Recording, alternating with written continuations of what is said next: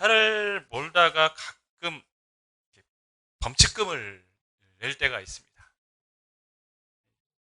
제가 모교에서 나오면 집으로 돌아오는 게 항상 비보호 자회전을 받는 곳이 있었는데요.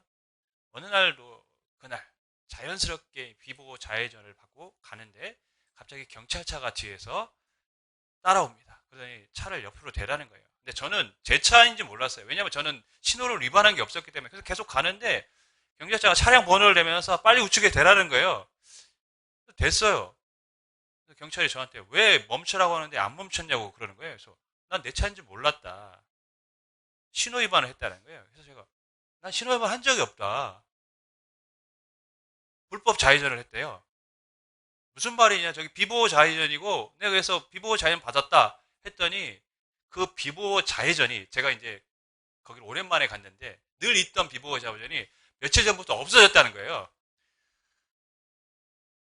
아, 원래 비보호 좌회전 표시가 있잖아요. 근데 그게 이제 없어진 거죠. 근데 저는 뭐 너무 습관적으로 그냥 도른 거죠. 그래서 제가 어쩔 수 없이 이제 범칙금을 냈어요. 다행히 몰라서 그랬다니까 이제 싼 걸로 끊어줘서 다행이었는데 여러분 운전할 때 중요한 게 뭡니까? 신호를 아는 거죠. 신호를 알아야 사고가 안 납니다. 신호를 지켜야 사고가 안 납니다. 그리고 목적지에 안전하게 도착을 할 수 있습니다. 신앙 생활을 할 때도 신호를 아는 것이 중요합니다. 신앙 생활의 신호가 뭘까요? 하나님의 뜻입니다. 하나님의 뜻을 바로 알아야 우리가 바르게 가고 또 안전하게 우리의 목적지 하나님 나라에 도착을 하는 것입니다. 근데 문제는 뭐냐? 하나님의 뜻을 아는 게 그렇게 쉽지가 않다라는 거예요.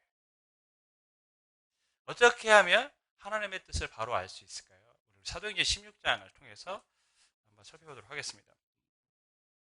사도 바울이 이제 1차 선교 여행을 선교 사역을 마치고 예루살렘 공의회에 참석을 했습니다. 거기서 이방인들에게 율법이나 할례를 강요하지 말자. 하지만 너희들이 그 전에 이방인을 우상을 섬겼던 그 행동들은 하지 않도록 권면하자, 가르치자라고 했어요. 그렇게 결의를 하고 예루살렘 공회가 끝났습니다. 그리고 나서 바울이 2차 선교 사역을 이제 떠납니다.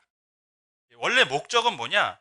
15장 40절 보면 누구와 동행하냐면 바울은 신라를 택한 후에 형제들에게 주의 은혜에 부탁함을 받고 떠나.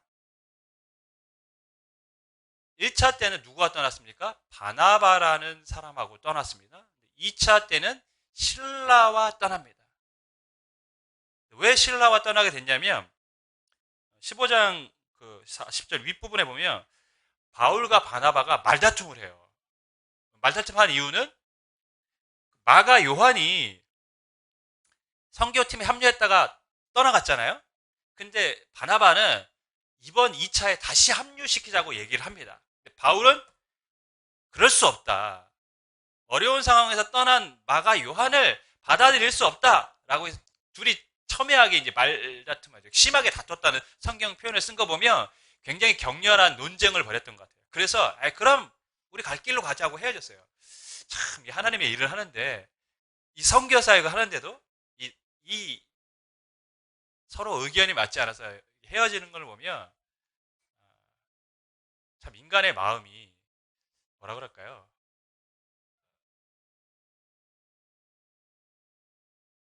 인간의 마음은 누구도 확신할 수 없다. 장담할 수 없다. 이런 걸 좀 보게 됩니다. 실제로 선교지에서도 선교사님끼리 이렇게 갈등이 있는 모습들을 많이 보거든요. 참 이상한 거예요. 어쨌건 바나바와 가려고 했는데 그 계획이 처음부터 어떻게 됩니까? 틀어졌어요. 그래서 신라를 데려가는데 신라와 함께 가는데 어디로 갔냐면 이제 16장 1절을 보면 바울이 루스드라와 더베와 루스들의 이름에 이렇게 되어 있습니다. 여러분 이제 제가 주보에 지도를 실어드렸는데 보면 안디옥 저기 우측 맨 밑에 안디옥이 있고 잘 보이시는지 안 보이시는지 모르겠지만 그 다음에 길리기아 밑에 다소 바울의 고향이죠. 이 다소를 거치고 그 다음에 더베 지역으로 갑니다. 타우루스 300이라고 기록되어 있죠. 그 지역을 지나 다시 가는 거예요. 여러분, 더베와 루스드라는 어떤 곳이죠? 바울이 첫 번째 선교 사역을 했던 곳입니다. 그곳으로 다시 갔어요. 그곳으로 다시 돌아간 목적에 대해서 4절에 이렇게 기록합니다. 여러 성으로 다녀갈 때에 예루살렘에 있는 사도와 장로들이 작정한 규례를 그들에게 주어 지키게 하니, 무슨 말이죠? 그러니까 이전에 이방인들이 이방 신들을 섬겼을 때, 즉 우상을 섬겼을 때 했던 행동들은 하지 말자라고 그렇게 정했는데, 그것에 대해서 뭐 하는 겁니까? 전해준 겁니다. 너희가 이전에 행했던 대로는 우상을 섬겼을 때처럼 그런 행동들을 해서는 안 된다고 가르치러 간 거예요. 그러니까 1차 선교 때는 전도 사역이 목적이었다며, 2차 선교 때의 목적은 뭡니까? 지금 처음의 목적은 그 믿음 안에 선 사람들을 바로 세우는 것이 목적이었던 거예요. 말씀 안에서. 1차는 전도자의 마음이었다며, 2차는 목자의 마음으로 찾아가는 것입니다. 근데 이 바울의 일정들이 계속해서 변경이 되기 시작합니다. 6절에서 7절을 보면, 성령이 아시아에서 말씀을 전하지 못하게 하시거늘 그들이 부르기아와 갈라디아 땅으로 다녀가 무시아 앞에 이르러 비두니아로 가고자 애쓰되 예수의 영이 허락하지 아니하시는지라. 원래 계획은 아시아로 가려고 했습니다. 아시아. 지도를 보시면 아시아라고 써있는 부분 있죠? 그 지역으로 가려고 했어요. 이 아시아는 우리가 요한계시록에 7교회가 나오잖아요. 소아시아 7교회 하는데 그 지역을 얘기합니다. 글로 가려고 했어요. 근데 성령이 말씀을 전하지 못하게 하셨다라고 기록을 하고 있습니다. 그래서 어디까지 갑니까? 무시아 지역까지 가서 성경을 보면 비두니아, 그 북쪽 맨 위쪽에 있죠? 비두니아 지역으로 이제 가려고 했어요. 그러니까 아시아로 가려고 했다가 안 돼서 무시아까지 갔는데 무시아에서 그 위쪽 비두니아로 가고자 했는데 거기서도 어떻게 했다고요? 예수의 영이 허락하지 않았다라고 이제 기록을 하고 있습니다. 지금 선교팀의 길을 누가 맡고 있습니까? 성령이 맡고 계십니다. 성령이 지금 가지 못하게 하고 있어요. 바울이 원래 계획은 아시아로 가는 건데 말씀을 전하지 못하게 하십니다. 그래서 어쩔 수 없이 무시아로 가서 비두니아로 가고자 하는데 예수의 영이 또 허락하지 않았어요. 지금 바울의 일정, 계획을 맡고 계신 분이 누구냐면 성령님이십니다. 여기서 우리가 알 수 있는 게 뭡니까? 나의 계획과 하나님의 길은 다를 수 있다.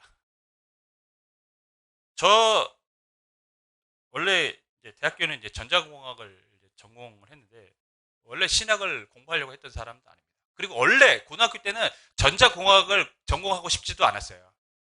원래는 주제넘게 의사가 되고 싶었습니다. 공부를 열심히 해서 의사가 돼야지. 제가 사람을 살리는 사람이 되겠다. 이런 목표가 있었어요. 그런데 고3 되니까 도저히 의사는 안 되겠다. 성적이 안 되는 거죠. 그래서 전자공학을 갔어요. 왜? 취업이 잘 된다고 해서 갔습니다. 대학을 다니면서 제 꿈이 고등학교 때부터 뭐였냐면 대학가요제 나가는 거였어요. 그럴만 하죠. 네, 대학가요 나가려고 했습니다. 그런데 내가 예수님을 믿고 나서 그걸 포기했어요. 그리고 뭐 하려고 했냐면 찬양 사역자가 돼야겠다. 찬양 사역을 하고 싶었어요. 근데 그것도 안 됐어요. 나중에 신학교에 가게 됐는데 제가 신학교를 가게 된 이유는 하나님의 말씀을 제대로 가르치는 거 혹은 교수가 되는 거 이런 거였어요. 제가 개척을 하려고는 꿈에도 생각하지 않았습니다. 실은 저는 개척만은 안 한다고 다짐했던 사람입니다. 그건 제가 나중에 좀 말씀드리겠고, 교회가 너무 많은 거예요. 그래서 저까지 개척하면 너무 교회가 많아진다. 그래서 개척은 하지 않아야겠다라고 생각을 했었죠. 그런데 개척을 했어요. 제가 생각하지 않았던 방향대로 지금 인생이 흘러왔습니다. 나의 길과 하나님의 길은 다를 수 있습니다. 그런 분들 많으시죠, 여기? 다를 수 있어요. 그걸 우리는 인정해야 됩니다. 두 번째는 하나님께는 내가 생각했던 것보다 더 시급한 사역이 있다는 것이죠. 일이 있다는 거죠. 바울의 입장에서는 소아시아에 가서 아마 그 당시 소아시아 교회에 이미 교회가 세워졌고 이 교회에도 이방인들에게 예루살렘 공예했던 의결들을 전하려고 했던 것처럼 보여집니다. 그런데 하나님은 바울을 그리로 보내지 않으셨습니다. 다른 길로 옮기셨어요. 바울의 목적이 나쁩니까? 나쁘지 않습니다. 굉장히 선합니다. 그런데 하나님은 그것보다 더 시급한 곳으로 바울을 보내셨다는 것을 우리는 기억해야 됩니다. 우리 교회가 때때로 처음에 생각했던 게 뭐냐면 3층에 교육관을 얻었으면 좋겠다 하는 생각이 좀 있었어요. 물론 뭐 재정적인 어려운 부분도 있지만 교육관이 있으면 더 좋겠다는 생각을 늘 했습니다. 그런데 어떤 사람들은 그럼 그것을 위해서 뭘 해야 된다고 생각할까요? 교회가 계속 재정을 모으고 뭐 헌금을 한다든가 이게 더 중요하다고 생각한다고 말할 수도 있어요. 그런데 실은 우리는 그것보다는 어느 쪽에 더 선교 비용으로 굉장히 많은 돈을 우리가 후원을 합니다. 저는 하나님께는 더 시급한 사역이 있다고 믿습니다. 우리가 재정을 막 모아서 선교사님을 돕는 거는 나중에 하고 교회 교육관을 먼저 확보하는 게 우선이라고 말할 수도 있겠지만, 그러나 제가 보기에는 그것보다는 수많은 영혼을 살리는 그 일에 재정이 쓰여지는 게 하나님께는 더 시급한 사회라고 저는 믿습니다. 그래서 우리는 그것을 먼저 우선적으로 하는 것입니다. 바울은 소아시아로 가려고 했고 또 그 길이 막히자 비두니아로 가고자 했지만 예수의 영이 하나님이 허락하지 않으셨습니다. 하나님께는 더 중요한 사역이 있기 때문입니다. 근데 우리가 여기서 이제 오늘 굉장히 중요하게 살펴봐야 될 부분은 예수의 영이 허락하지 않았다, 그 다음에 하나님이 성령이 말씀을 전하지 못하게 하셨다라고 기록을 하고 있는데, 어떠한 방식으로 그럼 하나님의 뜻을 알려주셨을까요? 거기서 말씀을 전하지 못하는 것, 예수의 영이 허락하지 않았다고 했는데 어떻게 그럼 바울에게 알려주셨을까요? 실은 이 부분이 오늘 말씀의 가장 중요한 부분입니다. 첫 번째, 하나님은 하나님의 뜻을 환경으로 알려주셨습니다. 아주 중요한 부분입니다. 성령께서 말씀을 전하게 못하게 하셨다, 예수의 영이 허락지 않았다고 이렇게 기록을 한 것을 보면 직접적으로 바울이 말씀을 듣거나 깨달은 것처럼 느껴지지만 실은 바울은 처음에 그것이 무슨 의미인지 못 알아들었습니다. 아시아로 가려고 했는데 성령이 전하지 못하게 해서 무시하라고 했고, 무시하에서 비두니아로 가려고 성경에 뭐라고 기록했냐면 애썼다고 기록합니다. 애썼는데 안 됐다는 거예요. 애썼는데 안 됐다는 것은 뭡니까? 바울은 글로 가지 말라는 게 하나님의 뜻인지 그때는 몰랐다는 거예요. 알았다면 애쓰지 않았겠죠. 몰랐으니까 애쓴 겁니다. 계속 가고자 하는데 안 된 거예요. 그러니까 하나님은 직접적으로 바울에게 가지 말라라고 하신 게 아니라는 것이죠. 그럼 어떻게 알려주실까요? 환경적으로 바울의 길을 막았던 것입니다. 예를 들면 기후가 굉장히 그때 안 좋았다든가, 아니면 이전에 정말 많은 눈이 왔다든가, 아니면 비가 내려서 길이 막혔다든가, 혹은 유대인들의 방해가 있어서 바울이 가지 못하게 되는 그러한 환경적인 요소가 있었다는 것이죠. 그래서 바울은 어쩔 수 없이 길의 방향을 지금 계속 바꾸고 있는 것입니다. 여러분, 환경적으로 하나님이 막았다는 것은 무슨 말이냐면, 좀 더 넓은 의미로 우리가 접근하면 일반 사람들이 갖고 있는 상식으로 하나님이 말씀하셨다는 겁니다. 제가 예를 듭니다. 비가 많이 내렸어요. 근데 제가 가족들과 예를 들어서 계곡에 놀러 갈 계획을 세웠는데 가야 됩니까? 말아야 됩니까? 안 가는 거 당연한 거죠. 100이면 100 가지 말아야 된다고. 그게 상식이죠. 하나님이 지켜주실 거야 하고 가면 됩니까? 그건 아닌 것이죠. 잘못된 것입니다. 하나님은 때때로 일반 사람들도 다 알 수 있는 그런 상식적인 것으로 우리에게 하나님의 뜻을 알려주신다는 것이죠. 바울에게도 마찬가지입니다. 그 상황에서는 도저히 가고자 애썼지만 길이 막혔거나 어떤 상황이든지 간에 갈 수가 없었다는 거예요. 그래서 이 길로는 가지 못한다는 것을 바울은 알고 길을 바꾼 것입니다. 하나님은 환경적인 것, 상식적인 방법으로 바울에게 하나님의 뜻을 알려주셨습니다. 코로나가 수도권을 중심으로 굉장히 지금 재확산되고 있어요. 오늘 200명이 훨씬 넘었죠. 더 나올 가능성이 많습니다. 주범이 이제 그 교회들이라는 것에 대해서 우리가 굉장히 답답해합니다. 그리고 좀 안타깝다고 느껴집니다. 가뜩이나 교회에 대한 부정적인 인식이 있는데 이 교회가 계속해서 이 일에 연루되고 뭔가 문제를 일으키는 것 같아서 참 목회자로서 쉽지가 않습니다. 요즘 마음이 편치가 않아요. 근데 1차 확진자가 늘어났을 때 주범은 신천지였습니다. 2차는 우리가 지금 잘 아는 것처럼 성북에 있는 사랑제일교회, 용인에 있는 우리제일교회입니다. 이 제일교회들이 문제예요. 이 세 교회의 공통점이 있습니다. 성도가 많아요. 둘째가 중요합니다. 다 이단과 연관성이 있는 교회들입니다. 신천지는 우리가 말하지 않아도 이단인 거 압니다. 사이비 종교죠. 어떤 면에서 보면.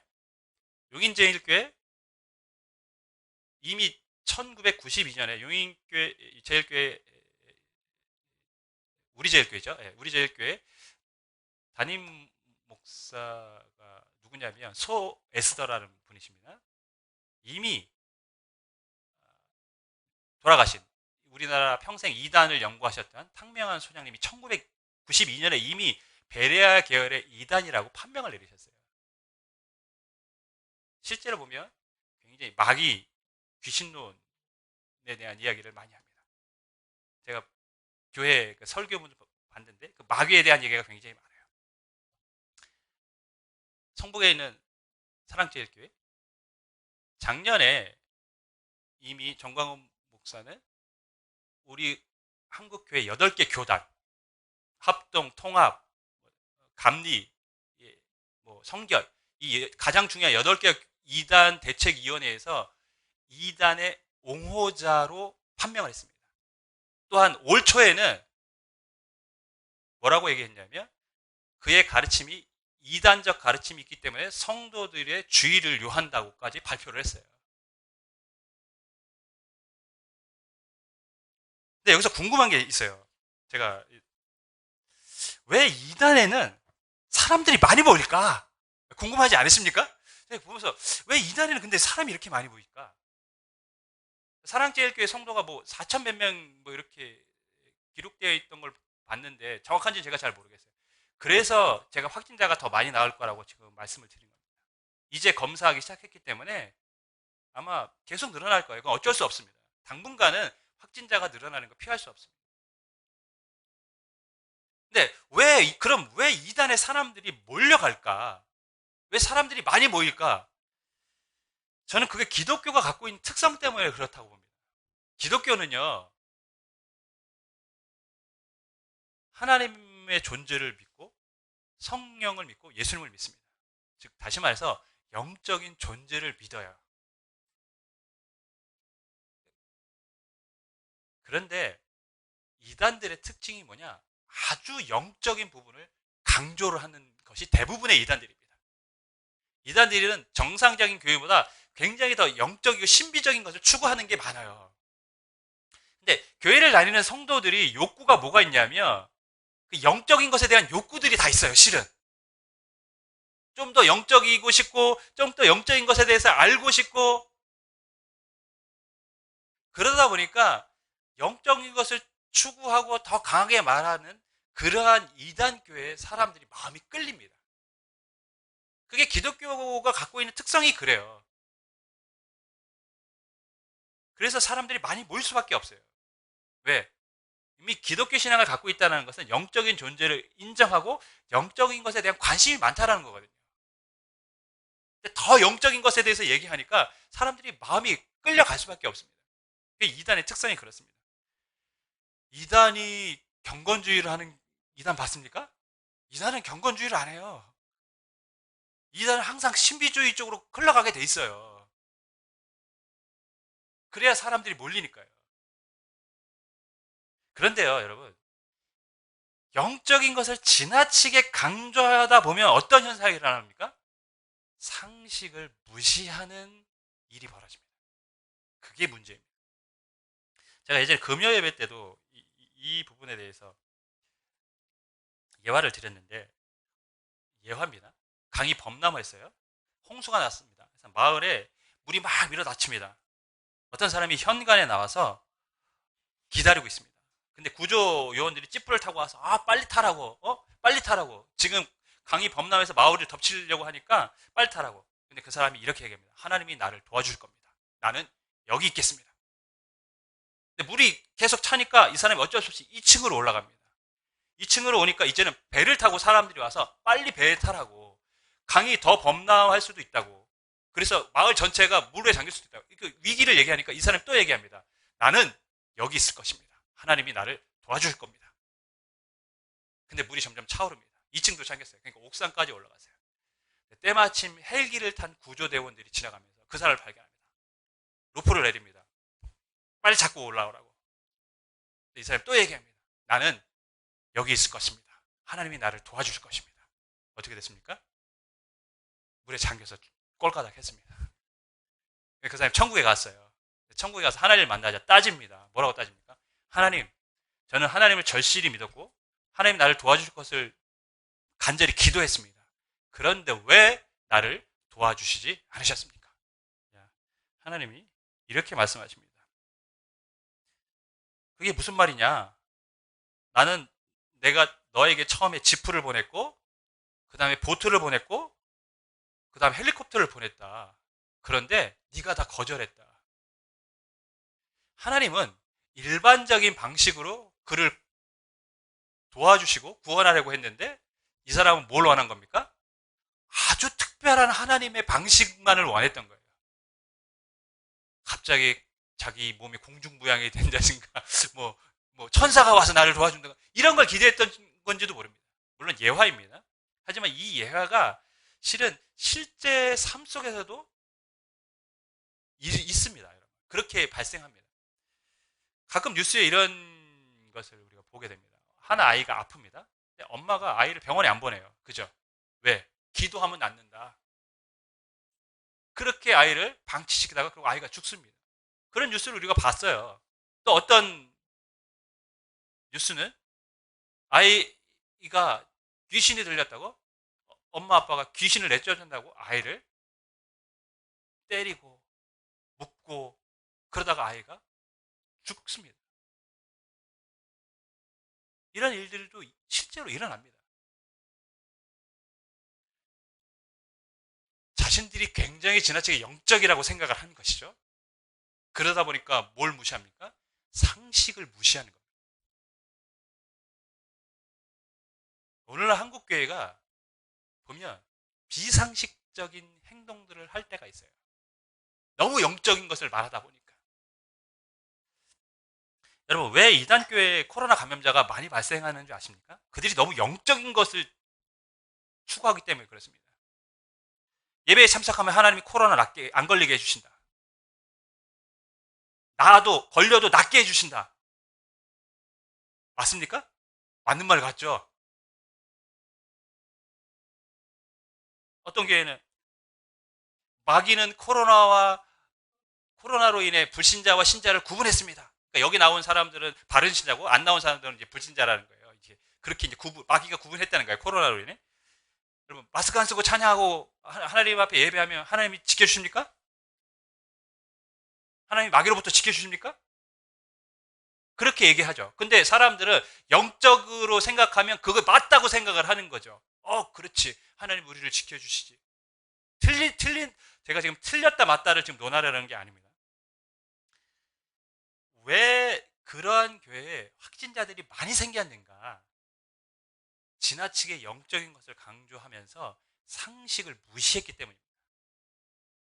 정부에서 방역본부에서 말하는 코로나를 우리가 예방할 수 있는 방법은 뭡니까? 마스크를 쓰는 겁니다. 거리를 유지하는 겁니다. 가급적이면 식사를 하지 않는 것을 권장을 합니다. 근데 그것을 무시를 하죠. 왜? 자기들은 너무 영적이기 때문에.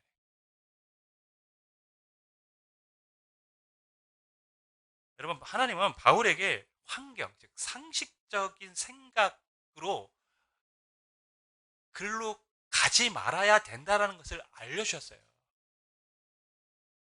바울이 여러분 근데 너무 믿음이 좋아가지고 길이 막혀도 나는 여기서 점프를 뛰면 하나님 마이클 조단보다 더 높게 점프해 주셔서 나를 이 절벽을 넘게 해줄 수 있어. 이렇게 해서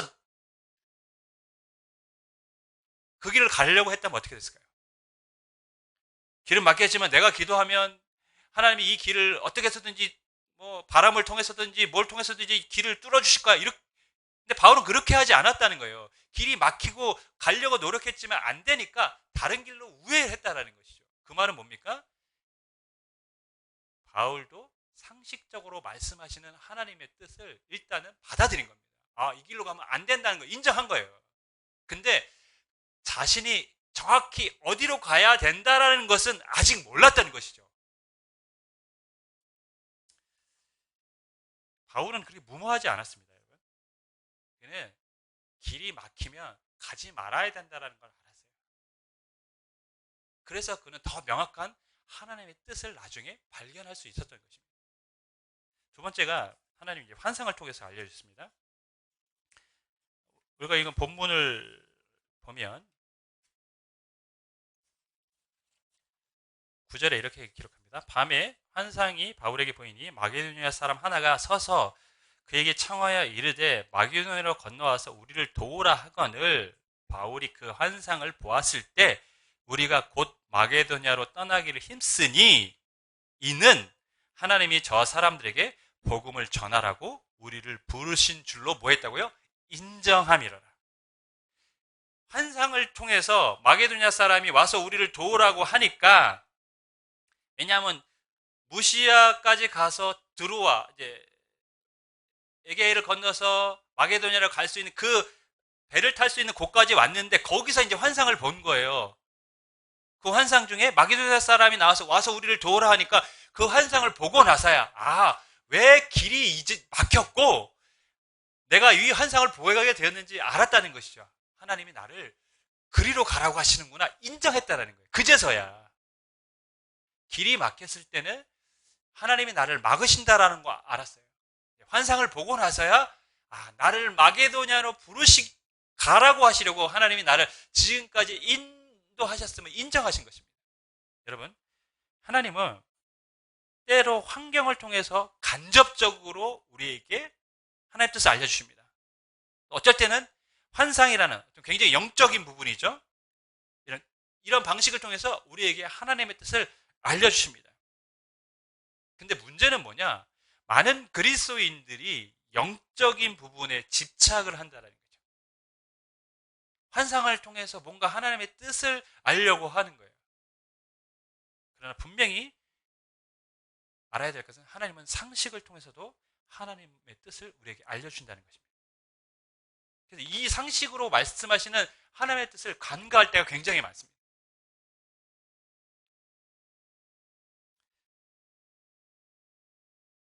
기독교는요, 제가 오늘 설교가 하나님의 뜻을 바로 알기 이렇게 했지만 실은 하나님의 뜻을 바로 아는 게 쉽지가 않습니다. 기준은 하나님의 뜻을 아는 기준은 성경이 되어야 합니다. 성경이 기준입니다.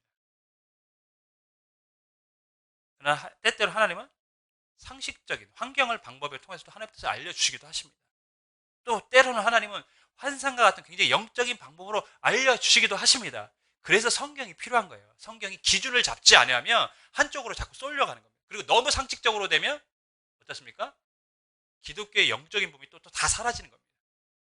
그래서 이 상식과 영적인 부분이 조화를 이루어야 되고 그 조화를 이루는데 가장 중요한 것은 하나님의 말씀이 되어야 되는 거예요. 그러니까 안 그러니까 자꾸 지나치게 영적으로 가면 신비주의로 흐르는 거고 지나치게 상식으로 가면 믿음이 없는 그런 일반 종교가 되는 것입니다. 여러분, 하나님은 초이성적인 분이십니다. 이성을 뛰어넘어서 역사하시는 분입니다. 다시 말하면 인간의 지금까지의 능력으로는 치료할 수 없는 병도 하나님은 치료하실 수 있는, 그러니까 인간의 이성, 인간의 상식으로는 이거는 불치병이라고 생각하는 그 병도 치유할 수 있는 분이 하나님이십니다. 그러니까 초이성적, 초상식적인 분이십니다. 하지만 그렇다고 하나님은 몰상식한 분은 아니십니다. 병원에 가서 치료할 수 있음에도 불구하고 그 환자를 방치하는 것을 권장하시는 분이 하나님은 아니라는 것이죠. 초이성적이시지만 초이성적이고 초상식적인 분이시지만 몰상식하신 분은 아니세요. 어떤 사람이 믿음을 얘기하고 성령을 얘기하고 막 얘기하는데 그 사람의 행동이나 그 사람이 요구하는 게 사회적으로 사람들의 통념상 굉장히 몰상식한 행동이다. 그거는 결코 하나님의 뜻이 될 수 없다는 것이죠.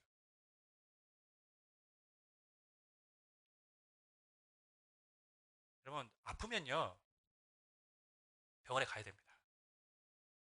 현대 과학의 발전은 하나님이 인간에게 주신 지혜와 그 다음에 은혜의 산물일 수 있습니다. 저는 산물이라고 믿습니다. 하나님 인간에게 지혜를 주셨고 이 문화를 발전시키라고 창세기에 이미 명령하셨어요. 인간은 그렇게 발전시켜 가는 겁니다.